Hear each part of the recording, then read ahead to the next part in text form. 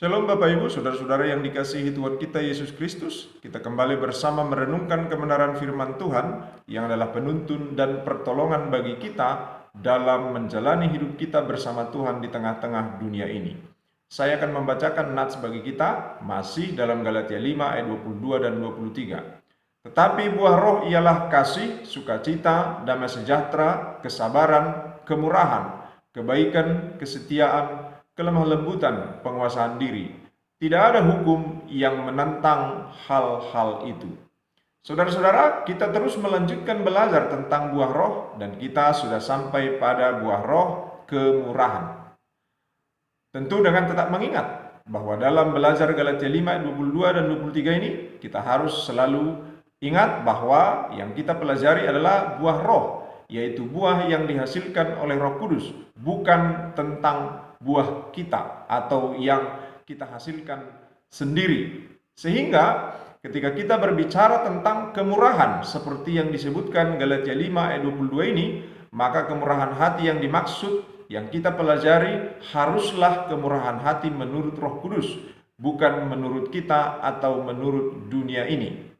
Kita terus belajar bagaimana mengikuti pimpinan roh yang menuntun kita kepada kemurahan hati yang benar. Karena itulah tujuan yang sebenarnya, yaitu supaya kita yang hidup oleh roh, dipimpin oleh roh, mengikuti pimpinan roh.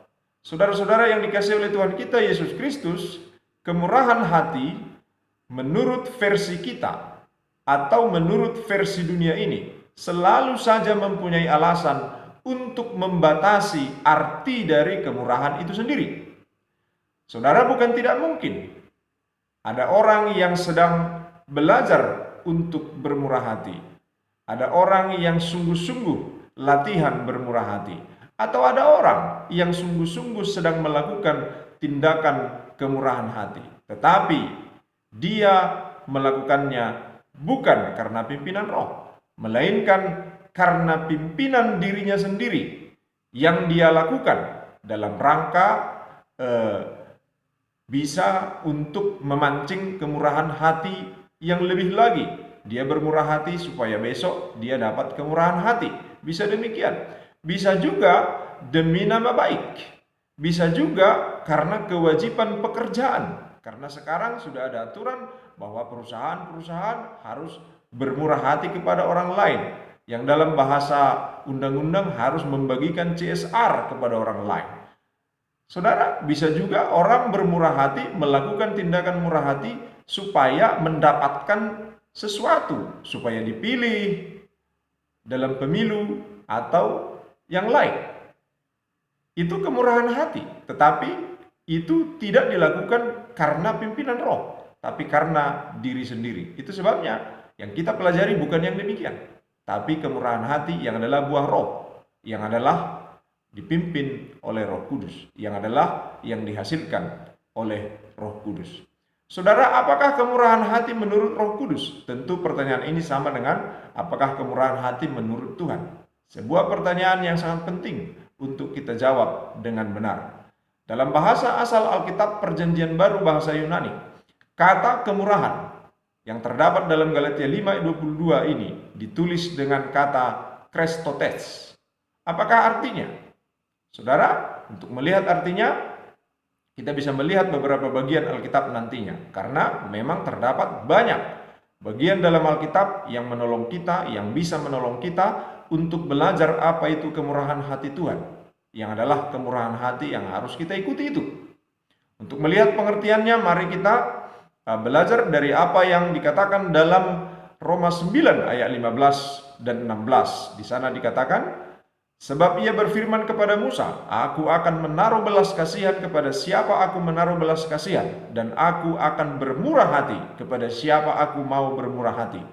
Jadi hal itu tidak tergantung pada kehendak orang atau usaha orang, tetapi kepada kemurahan hati Allah.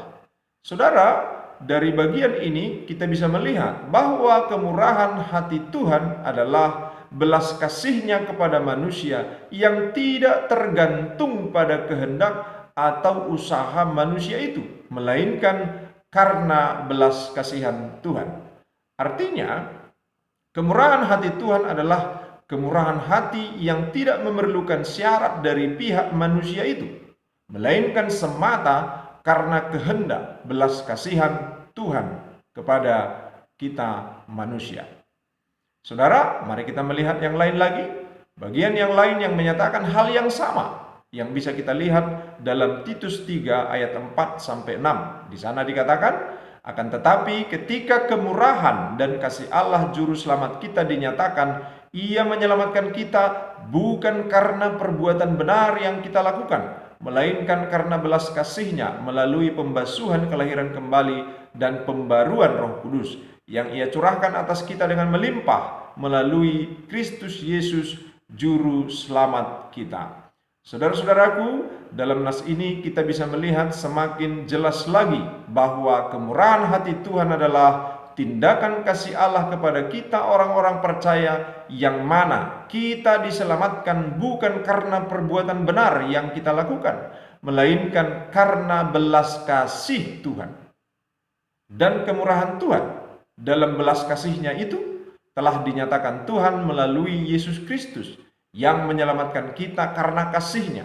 Kendati kita adalah orang-orang yang sebenarnya tidak memenuhi syarat untuk beroleh keselamatan, untuk beroleh kemurahan Tuhan, karena semua kita telah berdosa. Tetapi dalam keadaan kita yang berdosa, dalam keadaan kita tidak memenuhi syarat, dalam keadaan kita tidak layak untuk diselamatkan, Allah yang kasih-Nya sungguh besar itu justru menyelamatkan kita. Justru kepada kita diberikan kemurahan hati, yaitu keselamatan di dalam Yesus Kristus. Saudara, ini adalah kemurahan hati Allah yang sungguh besar bagi kita, yang menjadi jaminan. Tentulah Tuhan tidak mengurangi kemurahan-Nya dalam perkara-perkara yang lain dalam kehidupan kita di dunia ini. Saudara-saudaraku yang dikasihi oleh Tuhan kita Yesus Kristus, dari kebenaran firman Tuhan ini, kita bisa melihat bahwa kemurahan hati Tuhan adalah tindakan belas kasih Tuhan kepada manusia yang tidak didasarkan pada perbuatan manusia itu, melainkan didasarkan pada kasih Tuhan kepada manusia itu. Saudara-saudaraku yang dikasihi oleh Tuhan kita Yesus Kristus, kemurahan hati nyata lewat setiap tindakan, yaitu tindakan oleh belas kasihan yang dilakukan di dalam kasih. Jika kita ingin menyederhanakannya, kita bisa katakan bahwa kemurahan hati adalah tindakan belas kasih tanpa syarat. Membagikan sesuatu kepada orang lain adalah hal yang umum diterjemahkan sebagai kemurahan hati. Tetapi hal itu akan benar-benar sebagai kemurahan hati ketika tindakan itu dilakukan dengan belas kasih. Karena kemurahan hati itu hakikatnya adalah soal tindakan itu seutuhnya, bukan hanya sekedar soal pemberiannya. Karena dalam kenyataannya, sangat mungkin seseorang berbagi sesuatu kepada orang lain, tapi bukan oleh belas kasih. Itu sangat mungkin terjadi. Saudara-saudara yang dikasihi oleh Tuhan kita Yesus Kristus, selanjutnya mari kita melihat apa maksud dari kemurahan hati Allah kepada manusia. Dalam Roma 2 ayat 4 dikatakan, maukah engkau menganggap sepi kekayaan kemurahannya, kesabarannya, dan kelapangan hatinya? Tidakkah engkau tahu bahwa maksud kemurahan Allah ialah menuntun engkau kepada pertobatan? Saudara-saudara, bagian ini menerangkan kepada kita, kemurahan hati Tuhan kepada manusia dimaksudkan untuk menuntun manusia itu kepada pertobatan. Dari hal ini kita bisa melihat bahwa kemurahan hati itu bertujuan mendatangkan kebaikan kepada orang yang menerima kemurahan hati tersebut.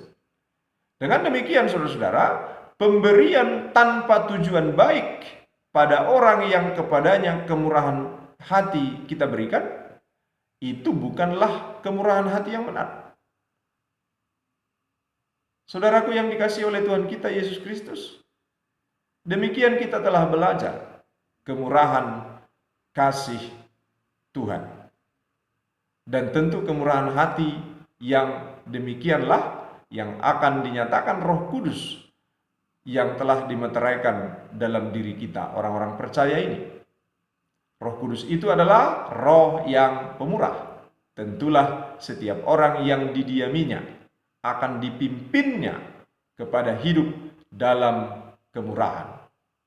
Saudara-saudara yang dikasihi oleh Tuhan kita Yesus Kristus, Lukas 6 ayat 36 juga menyatakan hal yang sama kepada kita, bahwa Allah Bapa kita adalah Bapa pemurah. Jadi kita anak-anaknya hendaklah murah hati sama seperti Bapa kita yang adalah murah hati.